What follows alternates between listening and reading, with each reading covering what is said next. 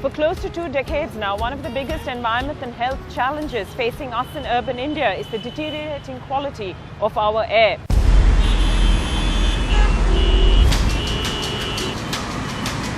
Recent statistics have shown that out of the top most polluted cities in the world, 13 are in India, with Delhi leading the charge.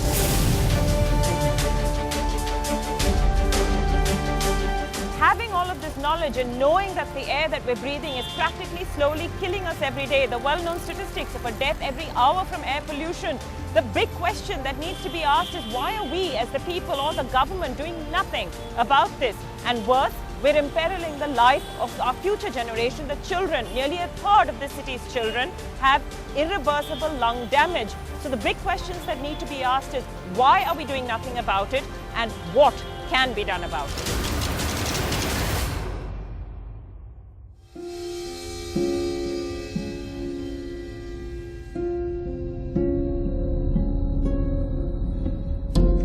Over 600,000 Indians die every year from breathing toxic air. About 9/10 of the air pollution-related deaths are caused by cardiopulmonary disease and the rest by lung cancer.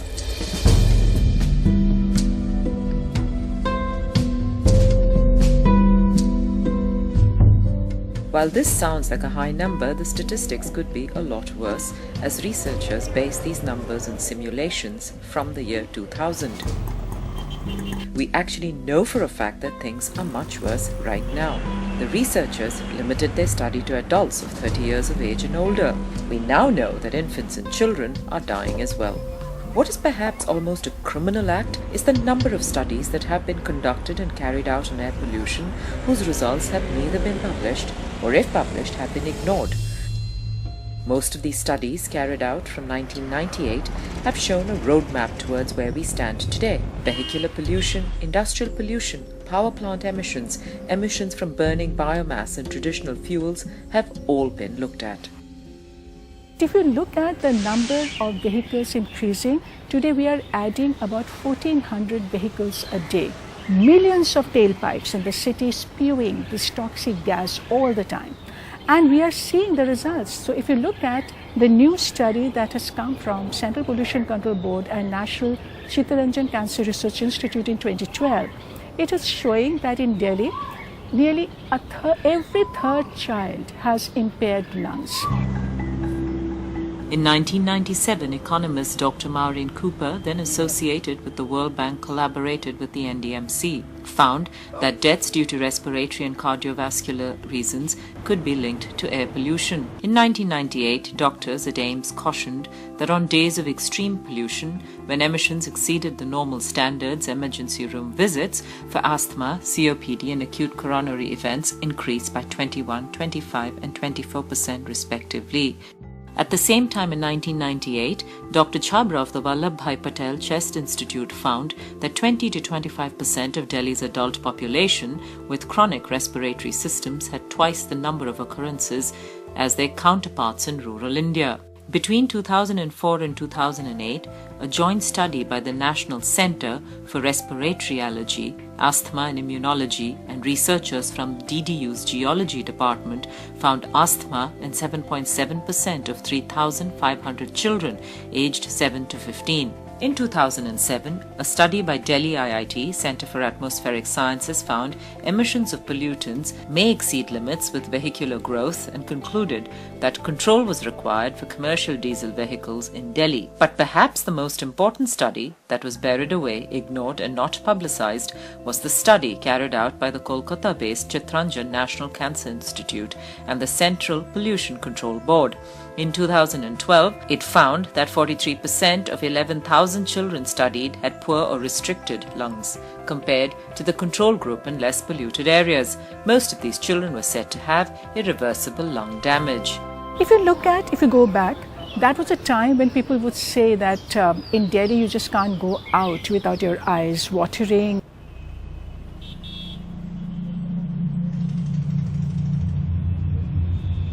The Central Pollution Control Board, a government body, in its own report in 2007 under the National Air Quality Monitoring Programme stated that most Indian cities were polluted, with over 80% of them having at least one criteria pollutant exceeding the annual average ambient air quality.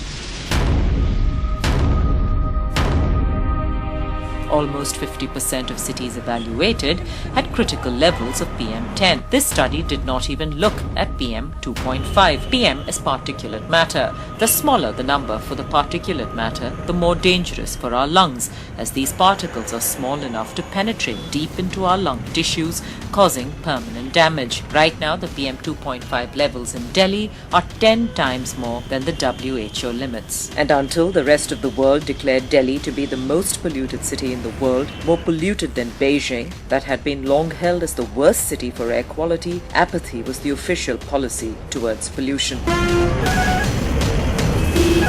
All of this apathy and inaction has now led to a city with unbreathable air. Delhi and other parts of India, unlike Beijing, on bad air days, has neither precautionary measures nor a health advisory in place to safeguard its citizens from the hazardous levels of pollution in the air. In February 2015, CSE monitored air pollution levels in buses, autos, the metro, and while walking, mainly to assess the amount of pollution the average citizen is exposed to on a daily basis while traveling in the city. The dust track aerosol monitors used by the CSE measures both mass and size fraction of particulate matter. A real-time monitoring was carried out in different modes of mass transportation during morning and evening traffic peak hours in the first 2 weeks of February. Their average exposure was compared with the background ambient levels monitored by the DPCC at the nearest official monitoring station. We took out our own monitors. We went all over the city, and it has really helped to break many myths. One big myth is that if you live in seemingly clean environment, you feel as if I'm safe. Delhi Pollution Control Committee, the official monitoring system, is generating one kind of data, which is about how generally your air quality is like in the city.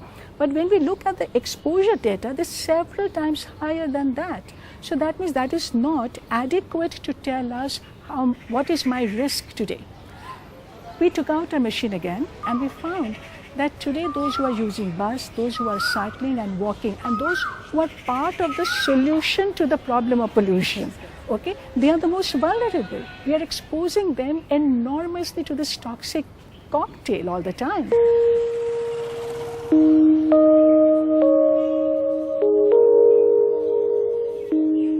CSE applied the National Air Quality Index announced by the Ministry of Environment and Forests to the PM2.5 levels this winter, October 2014 to February 2015.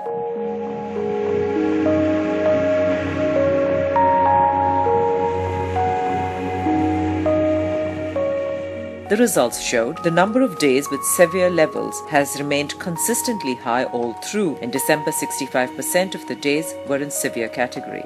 In January, it was about 47%. Several smog episodes. Globally, a smog episode is defined as 3 consecutive days when the pollution levels are elevated and remain in the worst category of the air quality index. When CSE applied the criteria to the city's pollution levels, it found that there were at least 12 smog episodes this winter. The big question is why? How has it gotten to this deplorable state?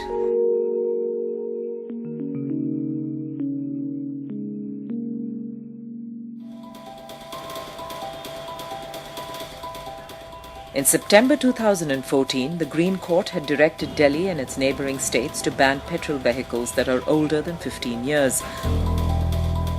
More recently, on April 8th, it ordered diesel vehicles that are over 10 years old to be taken off the roads in Delhi and its neighbouring states. In April this year, the court rapped the governments of Delhi, Uttar Pradesh and Haryana for not complying with its orders on tackling pollution. The deadline had been moved to the 1st of May, but nothing so far has been done to change status quo.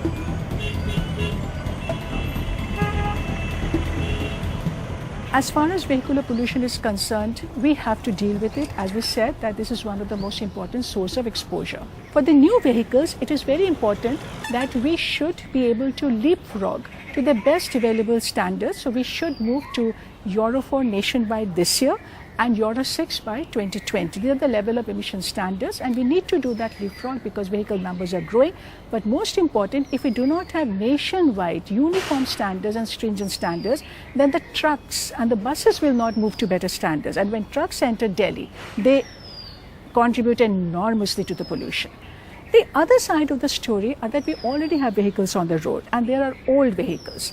Now we need strategy for old vehicles, no question about that, because old vehicles which are more 10-year-old, 15-year-old, those vehicles were designed to emit more than the new vehicles. So clearly with age, they are deteriorating and the pollution levels overall is high.